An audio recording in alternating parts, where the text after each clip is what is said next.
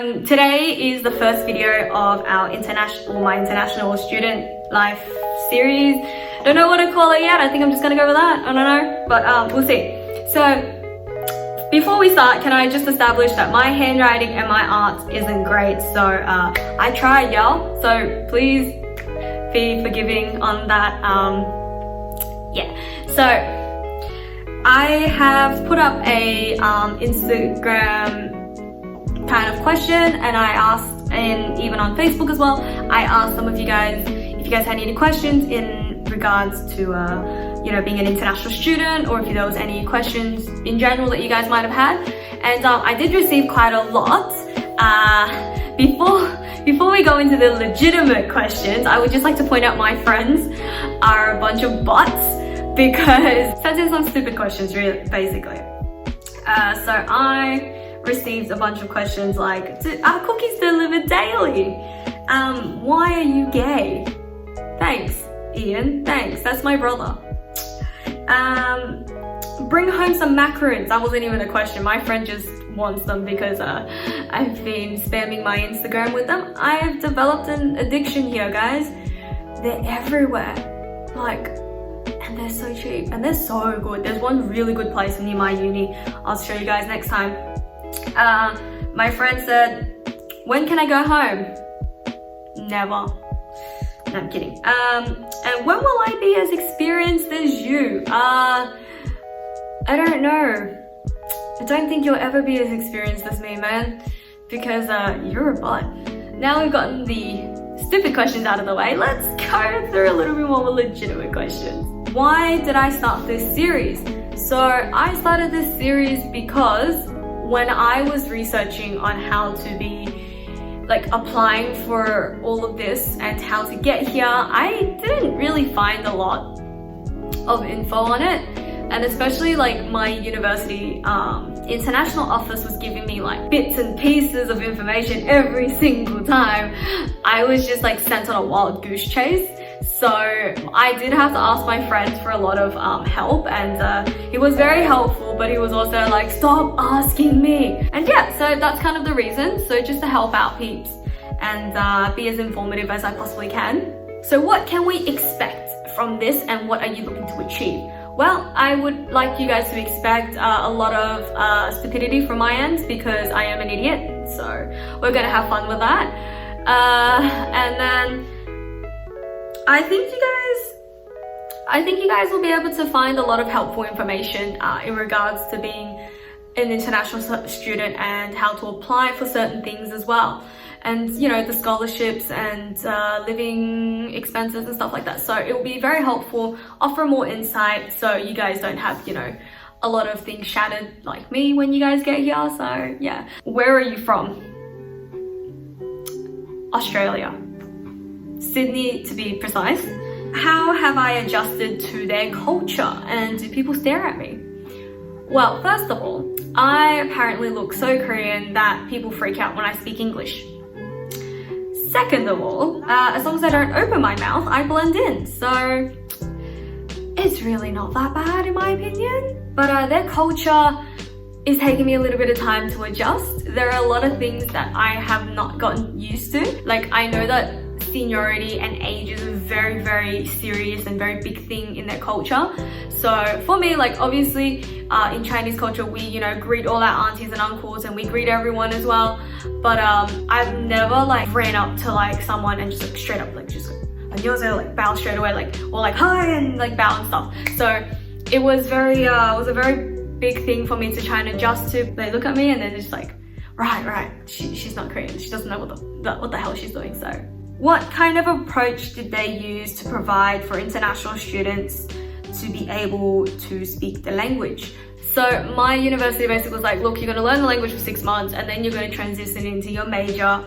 And then while you're doing your first semester of your major, you're going to continue on doing the languages as well, but not as many days, but you're still going to attend classes, just so you can still learn. So what different methods of teaching are they using? Well, I wouldn't say there's anything too different. So I studied Japanese in Sydney for my finals during high school for 2 years, and the teaching method that they used compared to here is pretty much the same.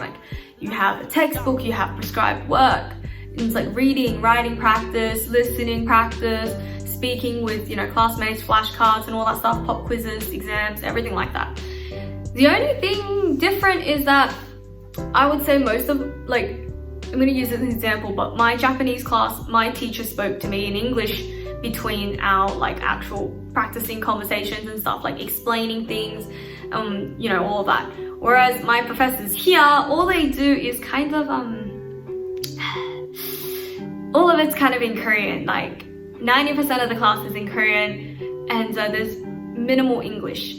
So a lot of the times I don't exactly understand what's going on because it's just like a jumble of things. So it's very, yeah, it's very hard to follow on if you blank out, but it forces you to like focus a lot more as well when you're focused. What is the most shocking culture shock that you experienced, and what is done differently in South Korea and Australia? Well, thing is, these two questions are like a really big can of worms in terms of answers. Like, I could literally talk for ages of how many different things I found and like the biggest culture shock. So I'm gonna actually be doing a video on that later on, but for now, I did find the age thing being so serious here. Like, I wasn't expecting it to be that serious. What misconceptions about the place have you been able to check out as false? Well, I've been here 3 times before I actually moved here. Each time I find different things to like I feel like a bit of a myth buster when my friends and when friends ask me things. I think the biggest misconception I really need to address is Korean drama like scenarios do not happen here, okay? I'm literally gonna be so honest on that because let's be honest, I was into K-pop, like I'm still into it in a way, like and anime and all of that. Like I fangirl like no tomorrow, okay?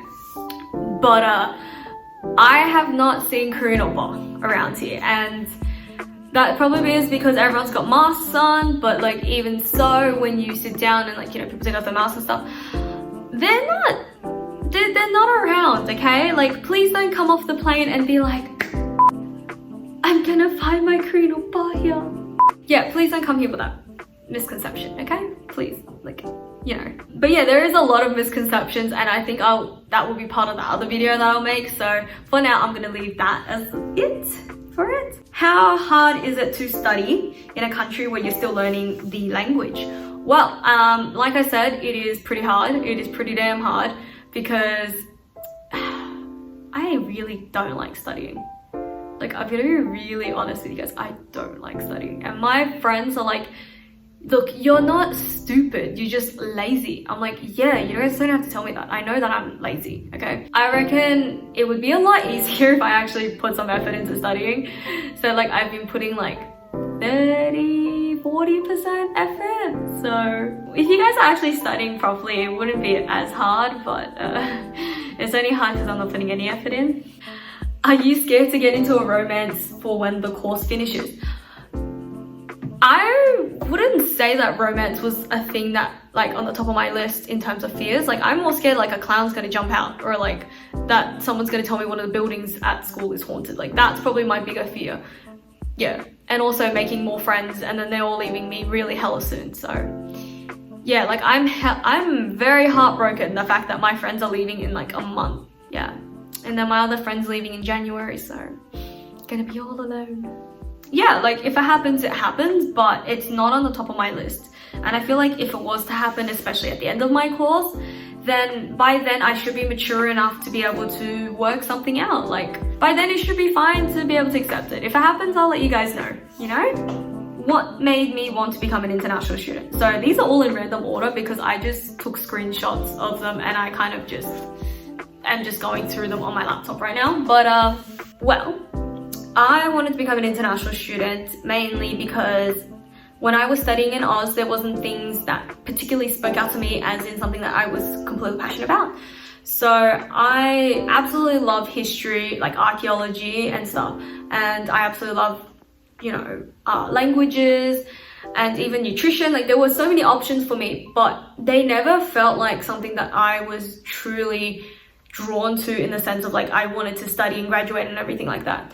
I felt like in a way, I always felt like I could always come back to them. So I just kind of like never put too much thought into it. So when I was given the offer, well, when I rethought about the offer that I was offered like years ago, I kind of realized that like I really do love Taekwondo and I wanted to come back and finish it off. Like Taekwondo is a chapter of my life that I needed to close before I pursued anything else. So yeah, those are probably the biggest reasons why I wanted to become an international student, and also to escape my family. So all Asian kids know that feeling. You just want to leave your family sometimes, some way, somehow. Yep, I did it, y'all. You can do it too if you know, research properly.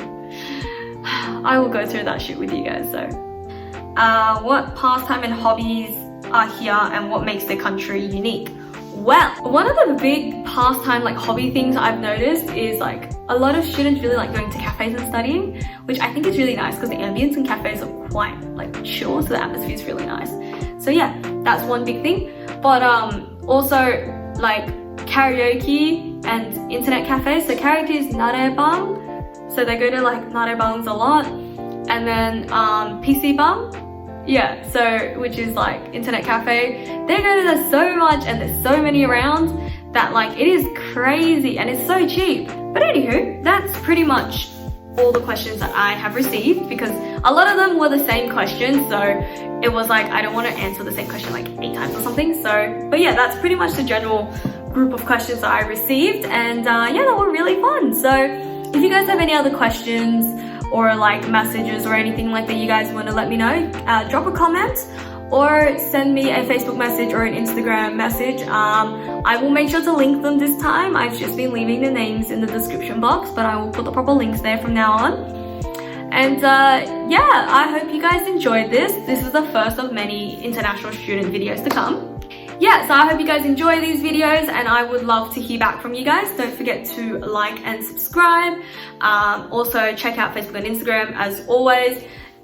Like I said, my Instagram is probably the more active one because it's a lot easier to access, but yeah, check them out. Let me know what you guys find and what you guys think, because I definitely love hearing back from everybody.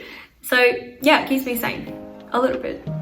Yeah, anywho, don't forget to have a lovely day, have a lovely night, week, whenever I see you guys next. And until then, don't forget to smile, and I will see you guys next time. Bye!